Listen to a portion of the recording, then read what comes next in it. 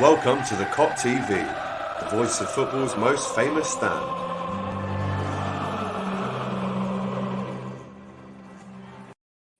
Yes, good afternoon and welcome back to the Kop TV, the voice of football's most famous stand. I hope you guys are all doing well. Obviously, the footballing world has been rocked by the news that Cristiano is returning to Manchester United. We will get into that, I promise. Before we get into this match preview, remember, give us a like. It really doesn't cost you anything and it helps us. So please do that if you can. Obviously, subscribe if you haven't already. And of course, we are previewing Liverpool versus Chelsea taking place tomorrow night, 5:30 at Anfield. I will be there. Got my ticket right here. I'm 3 rows up from the goal behind the Kop, as you can see from that ticket. So I'm very excited. I will be there. But it would only be right to introduce you a person that is not only a good friend, but also is representing on this match preview the current champions of Europe, which actually isn't Liverpool for once. And it makes me very sad that I'm introducing him as the champion of Europe. But listen, you don't have to like it. You got to respect it. Man like Matisse, how are we, sir? Thank you so much, man. I appreciate it, bro. And listen, you guys have won it 6 times, so we got a lot of catching up. How many to do, times? So 6. It's a healthy 6. It's not bad, is it? It's not bad, but you know, hopefully we can catch up on that. But yeah, I mean, it's a big game, man. I'm really looking forward to it. And obviously, you're lucky to be going to the game. I'm sure you're gonna be enjoying the atmosphere. Obviously, Anfield's rocking. We haven't seen that obviously from last year, so all the fans are back in the ground as well. So it's gonna be a great atmosphere. We've had some great games down the years, so I'm looking forward. We have the trailer that Sky Sports have actually done for this this game is really intriguing because it shows you across the last, I would say, 15, maybe 16, 17 years, how this rivalry has really increased year on year. And it started off with, I would say, the Jesper Gronkiar goal at Stamford Bridge, which put us out of the Champions League and you in it. If that goal doesn't go in, bro, does Roman buy the club? Yeah. This is what I'm saying. Is the history of Chelsea any different? Let us know in the comments what you think about that. Yeah, it's a difficult one, obviously, because we know Roman was actually quite interested in buying Tottenham as well. He was always looking for a London club, I think, and obviously Tottenham was on that list as well. So certainly making Champions League helps. You know, it's a massive difference for us. So we know the revenue, the stature of the club, it allows you to go into the transfer window and purchase a different crop of players as well. So it's a huge goal in our history, absolutely huge. And then obviously we had massive Champions League ties against you guys down the years. Incredible ties, bro. Just the best ties. I miss those days, man. We need to bring Trust that back. me, man. You know what? They were so nerve-wracking, those games, because of the intensity from, I would say, 2004 to, I would say, maybe 2012. Yes. I mean, listen, we had different managers in between those eras, but Rafa and Jose really cranked up the temperature when it came to this rivalry, which wasn't really a rivalry before they came. Yeah. So you're right. There have been, I would say, from 05 to 2010, some incredible European nights. And although they were so nerve-wracking, just because naturally when you play another English team, it's so much at stake. They were always great games, whether we won home or away, whether you won home and away. So like I said at the start, bro, I don't like Chelsea, but I have to respect the you know what's been achieved in the last 20 years. Big up to you guys getting involved in the comments. I did ask you, which we will talk about, one word to describe Ronaldo to United. Revanite FC says oof is his word, so we will get into more of those. Before we start, Ronaldo is automatically the best player in the Premier League right now. Not too sure about that. Big up Mustafa though, who says big Matisse. Big up to you, bro. Can't wait for Big Six tonight. AGT, we need you on an exclusive episode one day. Matisse, make it happen, he says. Exactly. I've been on I was on the Big Six before it became the Big Six, to be honest. Oh, was it the top 6 before? Yeah, you know, obviously I was on it before Grizz was. I think Turkish is looking at it. But listen, I'm with Turkish a lot when I go down to AFTV, so this will happen. It's not even a question. Big up to Mustafa Ali. Bailey 19 says FSG shows some ambition. I'm going to tell you to hold back on that one, Bailey. I know you're a big FSG out, Don, but I'm going to explain to you why they are showing ambition very shortly. MAH, Matisse, can't wait for you on the Big Six tonight, lad. Trust me, Matisse is going to go ham on that one without doubt. I am. It's going to be a madness today. I can't lie. It's going to be a madness. Well, let's touch on it before I've got some stats and figures that I want to show you about when Chelsea do play Liverpool at Anfield. But again, we have to touch on what's happened today. I mean, when I left to go out this morning, he was going to City, and it was in my head. I was resigned to the fact that Kane obviously wasn't bought by City, but still you would have had Sterling there. You would have had Ronaldo, Grealish, Ferran Torres with De Bruyne behind them. It's not happening. He's going to United. What is your instant reaction to that, bro? I think, first of all, it's a lifesaver for Man United fans, because I think, you know, a lot of them would have been, you know, burning down buildings, and obviously that blue billboard that would have went up in Manchester, welcome to Manchester, with Ronaldo's face in a Man City kit. There would have been riots. There would have been, you know, buildings burning down. It would have been a toxic atmosphere. So I'm happy for the city of Manchester that they've avoided this this huge issue. First of all. But yeah, on a more serious note, I think Ronaldo to Man United is intriguing. It's incredible, right? Because the Premier League, once again, just as we see Messi go to PSG, we obviously seen some big transfers. Mbappe to Real Madrid. The Premier League also has to get involved, like it has done already with some big transfers this window. But this one, you know, kicks them, blows them all out of the water. You can see on social media the absolute frenzy that's taking place right now with Ronaldo to United. And I think it's interesting because obviously you've got Sancho, you've got, you know, Greenwood, you've got Rashford, all of these young attackers that are looking to make their mark. And now you're going to have them learning off one of the greatest players of all time. That is incredible. And I'm quite surprised that they've managed to get the deal done, considering they signed Cavani on for another year. They probably didn't expect Ronaldo to be available this transfer window. I think partly Ronaldo's seen what Messi's done in terms of moving. And he said to himself, yo, I want to get a move as well. You know, I need to be competing in a team that's maybe higher up there in terms of trying to challenge for honours. We know Manchester United haven't won a trophy for a while, which is, you know, bringing a grin to my face just as I speak on it. But me too, bro. You know, they are probably more equipped to do something in Europe than Juventus, who have kind of fallen off in the last few years. I know Allegri's gone back, but just the Italian league as a whole has kind of dropped off in everybody's estimation since Conte, Hakimi, Lukaku all left as well. So I think it's good for Ronaldo. It's good for the brand, of course, to get himself back in the biggest and best league in the world. And for Man United, it gets goals, even more goals in their team. They didn't need it with Bruno Fernandes and Sancho and, you know, all these guys. Now they're getting Ronaldo. So I think it's brilliant. It's so nostalgia. It's so nostalgic. You know, we're going to have Ronaldo back in Man United colours. And, you know, it's for the Premier League title race, it's going to be incredible. Now, that puts... I kind of put Chelsea, United, Chelsea, City and Liverpool level, and then United just behind because of the manager. But I think with Ronaldo, it just puts them level now with everybody else. Yeah, no, it's well said there, bro. I think fair play to United. If he was going to go back to one club or go to a club in England, it had to be them, really. I know there was this whole frenzy last night of United fans maybe burning their shirts and chucking away their posters, calling him a traitor, saying he's a money grabber. Now he's gone to United. So actually, this could be 8D chess from the Man United team, who, you know, have ridden along these rumours of he's going to City, let's burn his shirts. Now you've got to go and buy new ones with Ronaldo on the back again. So maybe it's a masterstroke in terms of the Manchester United marketing team. I mean, you mentioned what Messi did earlier. When he moves there, do you think Ronaldo has looked at that move and gone, realistically, I can't challenge for a Champions League at Juventus. It's just not going to happen. Messi, my greatest ever op, really, in the last 15 years in terms of big names that have been the best players ever. Those two have been so head and head. He's seen Messi go to PSG, who, let's face it, have a lot better chance of winning the Champions League this year and the league, because they didn't win that last year, than ever. And he's gone, if I'm going to really give it one last dance, one last roll of the dice to have this final head-to-head challenge, I've got to move somewhere. And if it is in England, it has to be United. Do you think he's done that because of the Messi move, or is this for his own personal career? Does he want to finish off here? I think Messi does have partly to do with it. I really do, because it's always a toss between the two in terms of, you know, dancing for the best player on the planet, the Ballon d'Or. These things do mean a lot to Ronaldo, and obviously his pedigree is very important to him. He's been at the top of his game for the whole of his career. The fitness levels he's been able to keep up consistently. The goal output. I saw something the other day that if Mbappe and Erling Haaland wanted to match his goal output, they needed to score around 42 to 45 goals every single season until age 35. That is ridiculous. That is ridiculous.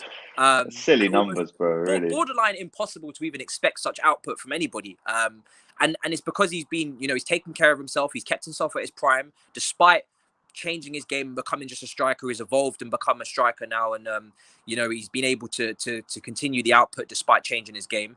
And I think, you know, I think to myself that this is the perfect you know, curve for his career. You know, started at Sporting, went to Manchester United under Sir Alex Ferguson, developed, became a Galactico, goes to Juventus as well, a very historic club, and a club that obviously you know, showered him in applause when he did the overhead kick in Italy. And then he's back at Man United, and this is the perfect end for his career. And you have to give him credit that at age 36, he's able to make a move like this to the Premier League on the money he's on to compete for, you know, potentially another title race. To do this at this age, I don't think we've ever seen this before. But one thing it's literally unheard of. Yeah, it is. But one thing I will curve on the point of Manchester United is that they've done this before. You know, they've got Alexis Sanchez in, they've got Zlatan Ibrahimovic in, they've got Di Maria in, they've purchased Falcao. They've purchased big names on big money before, and it hasn't worked. So this doesn't guarantee success for Manchester United. It definitely guarantees shirt sales, and it definitely guarantees Glazers out on pause. I haven't heard that in a while. I think Glazers out is a myth now, you know. There was a protest, and there was, you know, bring our club back, and the yellow and green flags outside. That's on hold now because he's just brought back the club legend. Maybe Woodward will get a contract extension. So yeah, they've definitely done a great spin here. Yeah, I mean, Cavani signed that 1-year deal, which you mentioned. He's currently the number 7. Where does Ronaldo fit in terms of squad numbers? Does he go back to 28? I think was his first number at Sporting. I mean, could he actually finish his career at Sporting? Will he maybe do 2 years here? Because like you said, scientifically speaking, he probably has the body of someone who is 10 years younger than what he actually is. Yeah. So if we're going via scientists and the layman term, he could probably play genuinely for another 10 years. And he's 36 now. It would be nuts. It's not even a joke. You know, he could be 48 and have the body of like a 32-year-old. Yeah. And he'd still do a job. But madness, really. Obviously, this transfer window, would you agree that it's been easily the most ever crazy one? Yeah, it's nothing. To see Ronaldo and Messi move in one window. Yeah, it's ridiculous, man. I think Coming first like of all, FIFA. He's got to take that number 7 shirt. Cavani needs to give that over. I mean, you know, I don't even care, but just as a football fan, he has to be wearing a number 7. It would be wrong for him to wear CR7. Yeah, it's the whole brand. It's everything that comes with it. For the shirt sales alone, you'd be crucifying yourself to not giving that number 7. I know Messi didn't take it off Neymar, but I think they're friends, and you know, Messi doesn't want to come in and overshadow, you know, Neymar's, you know, legacy that he's trying to create, and he's very much, you know, humble in that way. But I think from Ronaldo's point of view, you know, he needs to be wearing that number 7 shirt at Manchester United. And you know, in terms of the window, I think the window is ridiculous. You know, Mbappe moving to Real Madrid, we've all forgotten about that. That's on the cards to be done as well. And then we saw links with PSG and Erling Haaland through Matt Law in the Telegraph, and potentially trying to replace Mbappe in that way, and even, you know, Richarlison and links like that. You know, Lukaku coming back to Chelsea. You know, Manchester City obviously getting Grealish for 100 million. Kane almost made that move, and you know, Man City have put themselves in a position because it's very clear that they want a striker, but they haven't been able to get any of them over the line. So I wonder if they'll even move late in the window for anyone. So the window's been incredible. It honestly is FIFA Ultimate Team, literally. Trust me. 4 days to go until it closes. Yeah. There's just so many twists and turns, isn't there? And if, you know, Mbappe goes to Real Madrid, is there a shout for Eden Hazard to move on? Does he go somewhere like a Chelsea? Can he? I don't see that happening at all. No. But could he go to somewhere like a Dortmund? There is literally so many things that could still happen in the next 4 days. You can't take your eyes off it. Anyway, enough chat about them lot down the road in the M62. I'm not chatting about them anymore, yeah? I've said what I needed to say. Ronaldo's going there. Well done.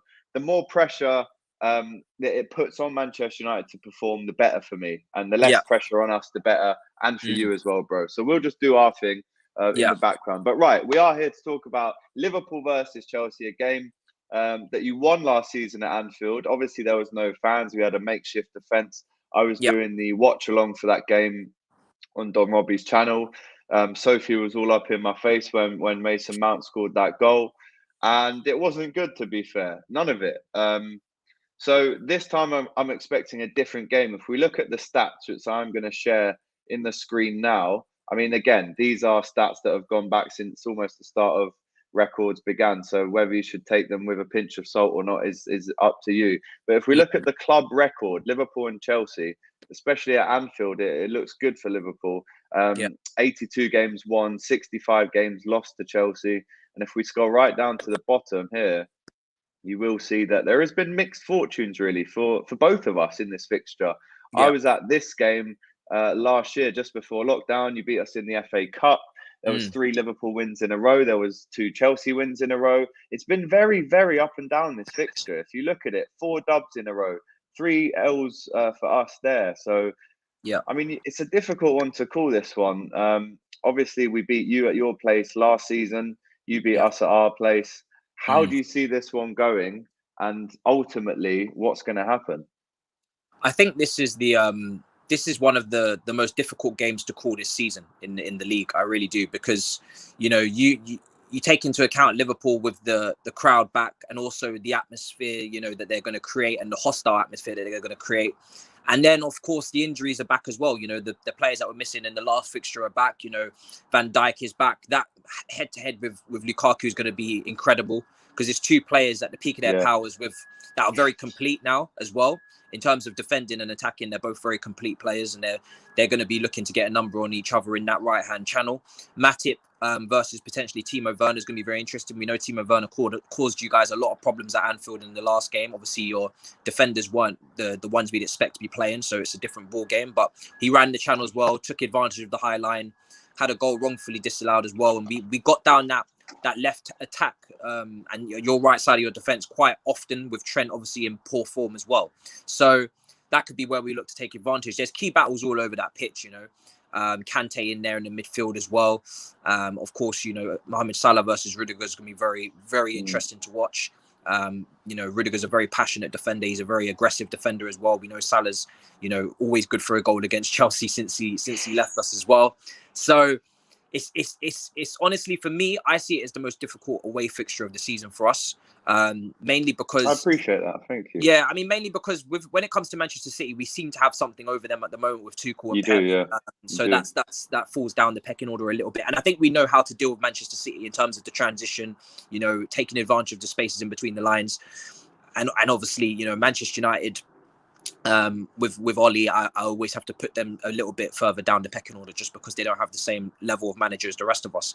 But I think, Liverpool have got a chip on their shoulder from last season, obviously, not performing up to their high expectations. And even still, by the way, they still managed to finish ahead of us, in third. So I think, Liverpool... What did you think last season, just to cut in, when you actually saw Liverpool's run? Because right now, Liverpool are on a 10-game winning streak. We haven't lost a game since March. In the Premier League, probably, easily the form team if you look across the last 10 games. When you actually saw that final day of the season, Liverpool finishing third, after everything everyone said about Liverpool from January to April, there's no way they're getting top 4. What did you, as a Chelsea fan, actually think when you saw Liverpool finish third above you after such a poor season, according to everyone? It was ridiculous. Partly I have to blame ourselves as well for dropping points and allowing you guys to put together a challenge on us, because we were quite far ahead of you at one point, when you was going through that poor run, and we dropped some points in games that we shouldn't have. We lacked that killer instinct with the striker. Now that's been solved, which really gives me a lot more confidence for a game like this, even though our big game record with Tuchel is really good as well. Tactically, he seems to always be ready for these games. The players are always up for it as well, and I think the players will thrive. But last season, what Liverpool did with all the circumstances, moving the midfielders into defence, which I think Klopp, probably seen at the end, he got that wrong, to move those midfielders, because you compromise the attack now of the chance creation. And just the overall balance of the team. The overall balance of the team was just compromised by moving those midfielders back. You had a weak spot, and then you made every spot weaker instead of just letting the weak spot be the weak spot. I think now this Liverpool, you have to go with what they've been doing over the last few years, and obviously when they've got everyone fit. And I think a lot of people forget about Liverpool's season where they had 96 points. And they finished second, 1 point behind Manchester City. That was 90. I think we got 99 points. No, they got 100. It was in the high 90s, I believe. It was 98 or 97. Yeah, We got you only lost the 99 title by a that point. season, I think, and then we won the league with 96. So, but I Yeah, think so we got 99 and we didn't win. Yeah, so people forget the high level of points that Liverpool have been putting up to in the last few years. Do you know what I mean? It's only one season that they've blipped, so you have to take the majority over the minority in terms of league campaigns. Yeah, really exciting game. A couple of comments here. Out of Van Dijk and Lukaku, who do you think is stronger, says Mustafa. I mean, the thing I like about this game, which everyone is billing it to be, is the Van Dijk and Lukaku fight. But actually, if you especially see what Tuchel has been saying today about Matip, he actually thinks Matip is up there with Van Dijk. And I think when you're a Liverpool fan, and we've been so frustrated by his injuries because he is so good and we want him there all the time. I mean, this guy's lost 1 in 45 for Liverpool, Joel Matip. So when he plays, Liverpool win. So obviously Van Dijk and Lukaku, yes, but Matip there as well is no mug. Yeah, Liverpool fans have been letting me know in the last few days just how good Joel Matip is, and I think you've got a few players that fall under this bracket that you guys know that they're very talented players, but me included, the rest of us won't see it as much because they're not playing the level of games that they should be playing because of injury. And I think Naby Keita falls into that bracket. Probably Oxlade-Chamberlain falls into that bracket. These Maybe are players even Henderson. Even Henderson. You know, there's a lot of players that you guys have that they would be rated maybe a lot higher. Not that it matters, but rated a lot higher in general, I think, by, you know, other Premier League fans if we saw them more often. But because we don't get to see them play the level of games that they should be playing, availability is an ability, as I always say. You know, it's obviously it's good to be a very talented player, but you need to be available as well, because that consistency is needed at the top level. If you're going to win more titles, of course, you know, you're going to want a consistent backline. You're not going to want to chop and change. I think what Klopp is doing with Koundé is spot on once again. He did it with Fabinho. He did it with Keita. He never rushes these new signings in. I know a lot of people are hyped to see Koundé, Konate. They're hyped to see Konate. They're hyped to see the new player, the new, you know, signing. But easing them in is always important as well, to get them used to the league. You know, don't put too much pressure on them. Let them learn in training from Van Dijk as well. So I completely understand what he's doing there. Matip really just has to stay fit. You know, obviously Gomez as well has had his injury issues. You know, I know what a player he can be as well. Having gone to school with him, he was incredible. So, you know, he's another one that you know, people shouldn't sleep on. You know, when he broke into that first team, he was incredible. You know, he had a really good run of games. So, yeah. Do you know what? A funny stat about Joe Gomez, he has missed more games for Liverpool than he's played. And the ones he's played in, he's been unbelievable. Yeah.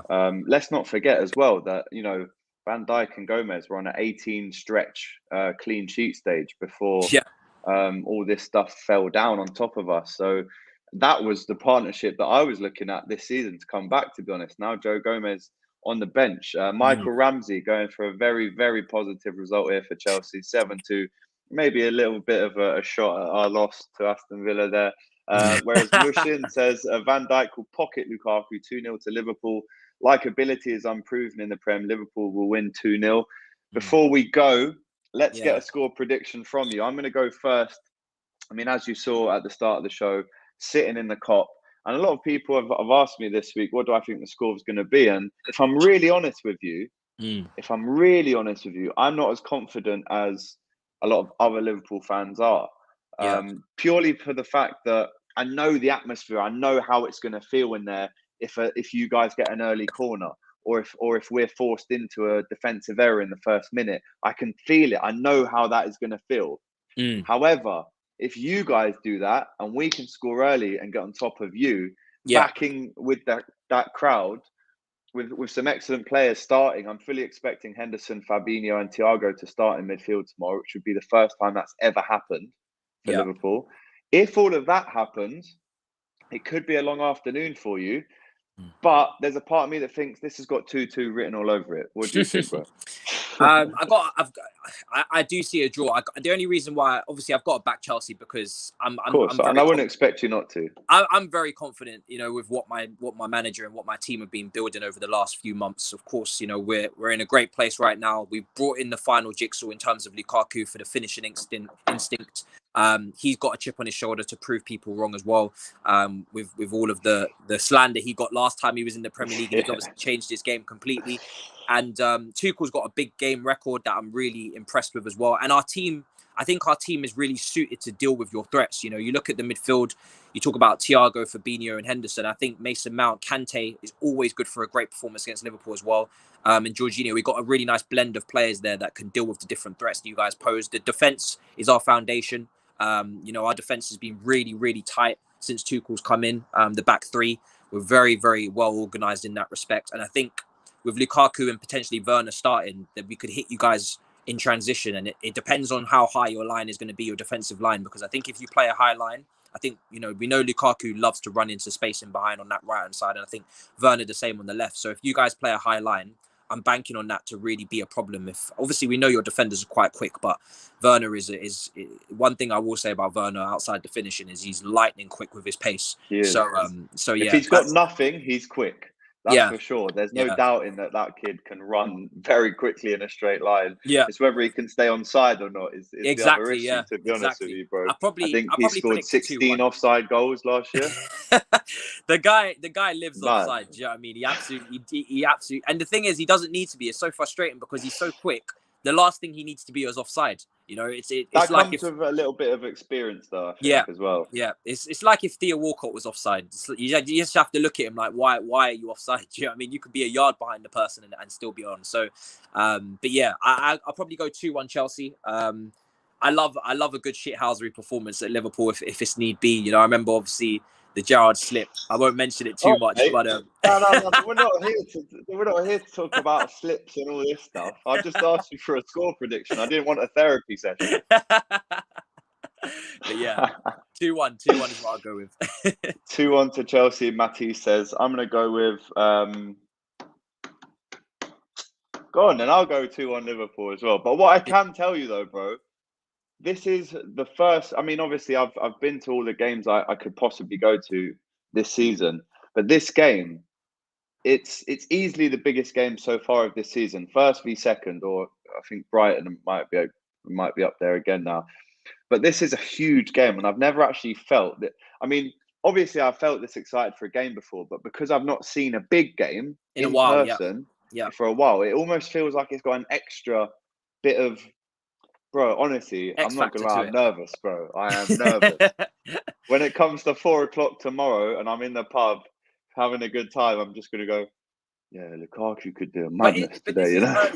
It's an early fixture, so it's not definitive. You know, whoever wins is gonna be, which is fine. Gonna be on a buzz. We've both got 2 wins out of 2, so we've had the starts to the season that we expected to have as well, beating the teams we expect to beat.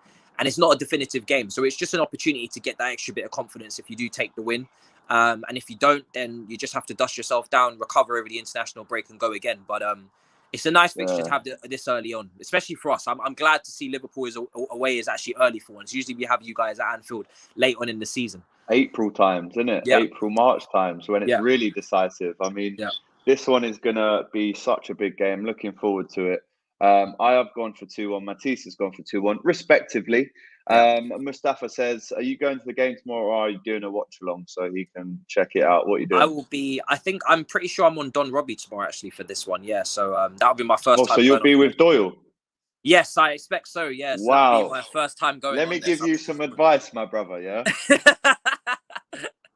You see Doyle? Yeah. You see me? You come on my channel. I'm friendly. You're very nice. You see Doyle, brother. Should I bring? Be all up in your? And listen, he's part of the Kop TV as well. Yeah. So good on him. I want him to make you feel intimidated in that studio tomorrow. Okay. Yeah. All right. So that's my brother as well. So tomorrow then. Yeah. You're gonna have to bring something. You're gonna have to bring something to deal with Doyle, bro. Because he can be. Woo! He can be on top.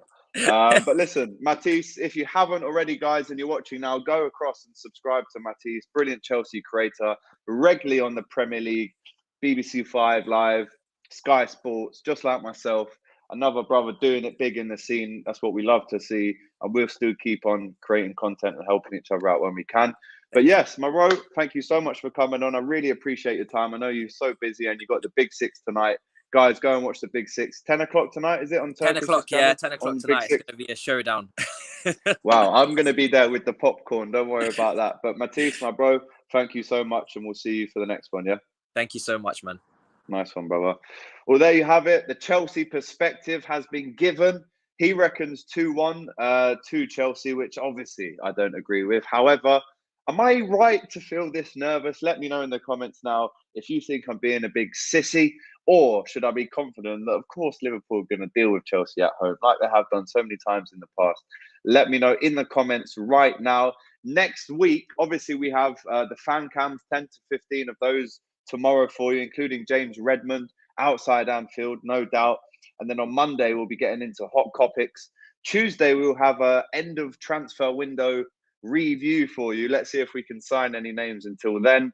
Wednesday, we'll be talking on the channel too. And then as the weekend progresses, I believe we have no game until Leeds on the 12th of September. But loads of content to come in between. If you haven't followed us on Instagram to get all them behind the scenes match day reels, then go there and follow us at the Kop TV.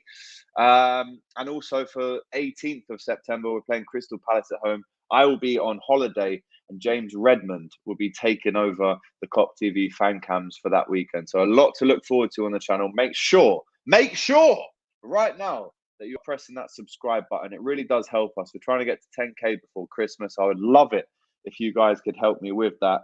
But yeah, I'm going to say goodbye for now. Don't forget, fan cams back here straight after full time at Anfield, Liverpool versus Chelsea. It's going to be an absolute belter, whatever happens. Hopefully it's a win, obviously. And remember, take care. We'll see you tomorrow. All the best. Whoa. Just before you go, don't forget, give us a like, drop us a comment and subscribe to the Kop TV. The voice of football's most famous stand.